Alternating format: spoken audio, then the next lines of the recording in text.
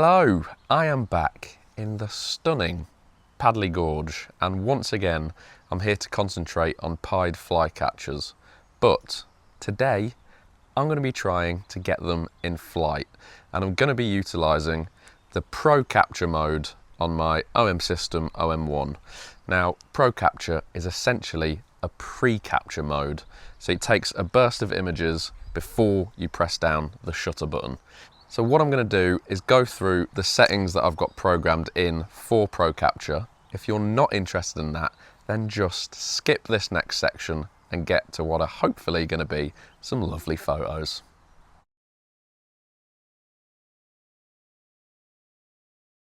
First things first, I make sure that all my focus points are active, so you can cycle through these by using the joystick and then going through all the different options with the front or back dial. I've then made sure that I've got bird subject detection on, but I can turn this on and off by using my AEL button.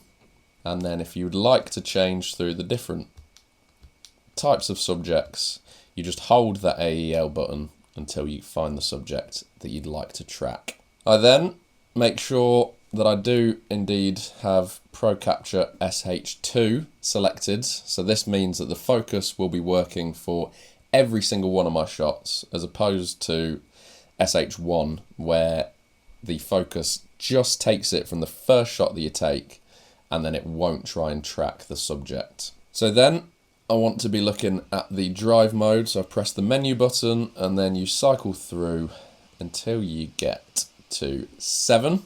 Go down, take a look at the sequential shooting settings, find which one you're on, which is Procap SH2, and then this is where you choose how many frames are taken pre-shutter and how many frames are taken after. So I've found that the ideal for me is at roughly half a second of shots taken before I've pressed down the shutter button. So if that is 25 frames per second, I set my pre-shutter frames between 12 and 13.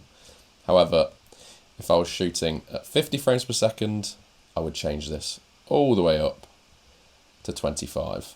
I personally have my frame count limiter off, just because you never know what's going to happen after you've taken your sequence of images. But if you would like to cap your amount of images, you just go down, press this, and then you can decide just how many images are taken after you press the shutter button. So say if you would like half a second before and half a second after, then you'd pick 25 and 25.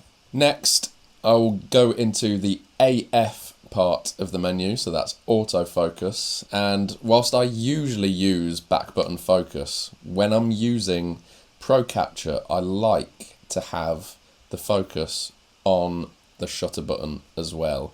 It just means that I don't have to continuously be pressing two buttons at the same time. I'm just shooting lazily, just half pressing the shutter button the whole time. However, you can have a few issues when it comes to finding the subject in the first place, or if the subject detection jumps off the subject. So for this, I have autofocus and manual focus enabled. So that essentially means that I can rejig the focus using my manual focus ring in case the autofocus loses the subject. Within this same menu, I will also have release priority on. This basically means that even if the camera doesn't think that your subject is in focus, it will still take photos.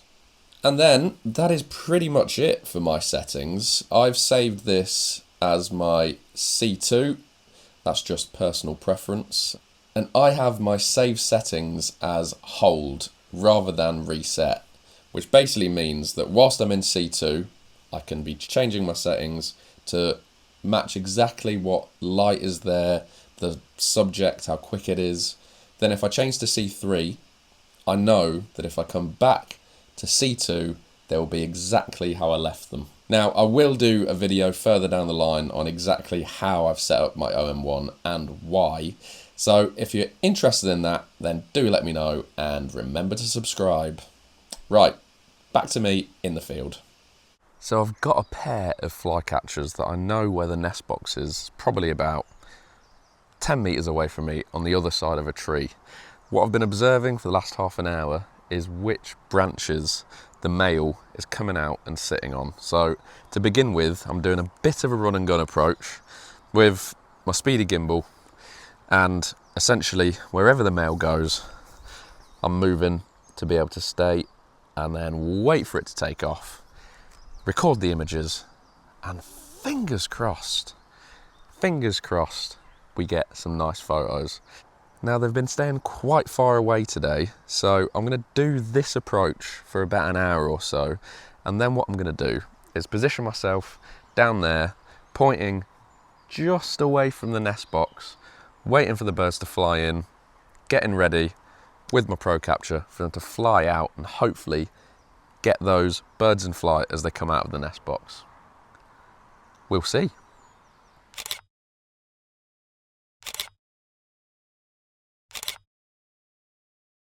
So camera settings wise, I've got my shutter speed at between 2,500th of a second and sometimes going up to 3,200th of a second.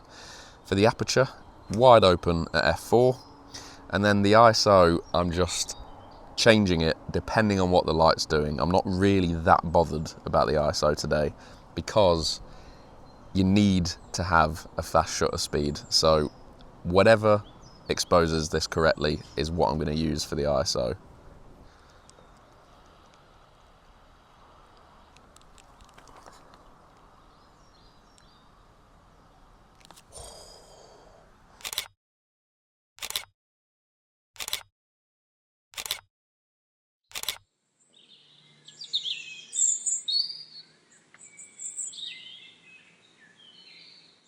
A few things to note.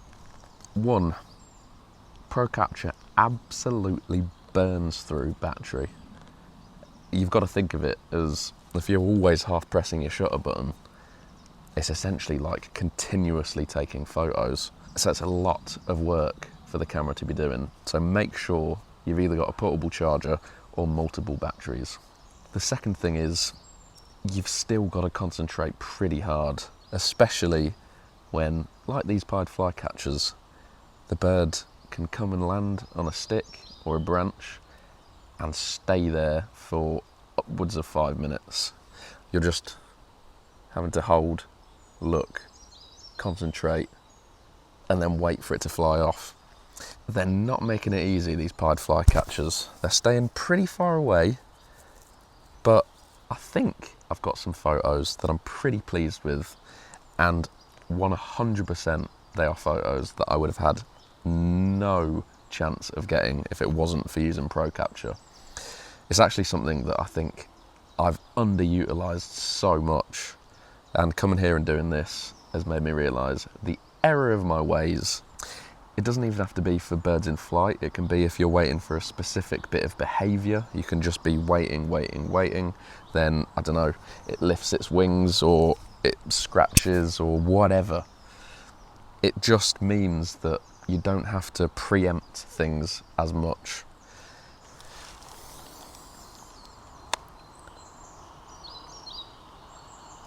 Yes.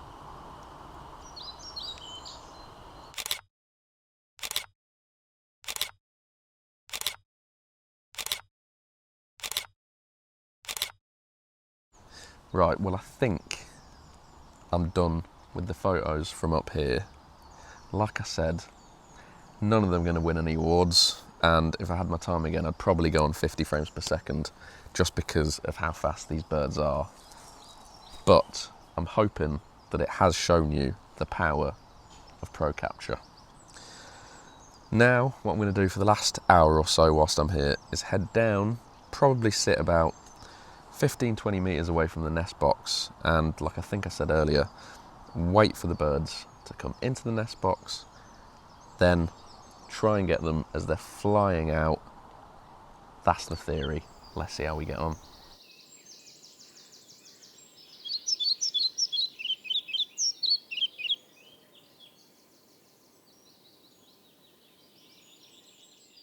So I'm down here, I'm currently got my camera on a tripod, with it pointing just away from the nest box. The nest box is over there.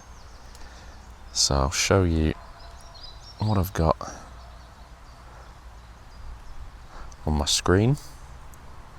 Bit of a messy background, but there's not much I can do about that. And essentially, all I'm doing is waiting for the male to go in the box.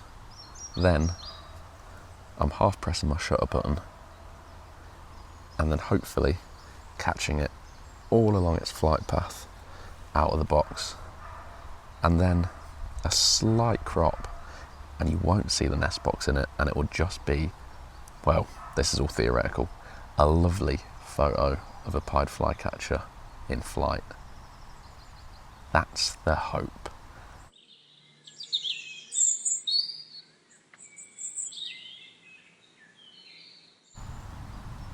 Oh, it's in.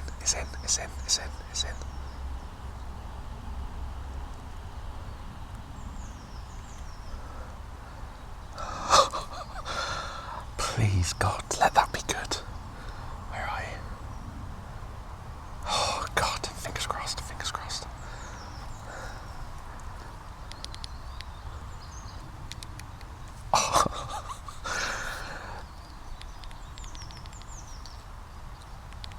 Oh, I think it's lovely.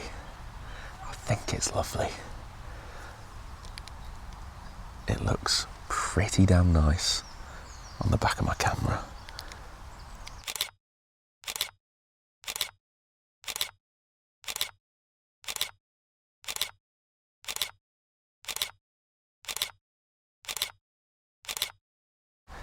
I think I'm going to leave it there because, like I said, I don't want to cause unnecessary stress. Right, I'm going to pack up, then I'll speak to you over there when I can be a bit louder.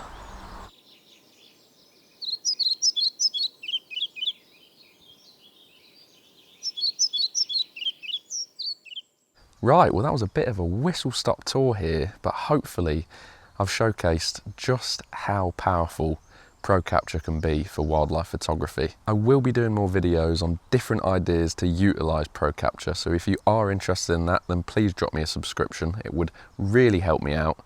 And if you have enjoyed this video, then a like and a comment would be lovely. But for now, thank you very much for watching, and I'll catch you on the next one. Cheers.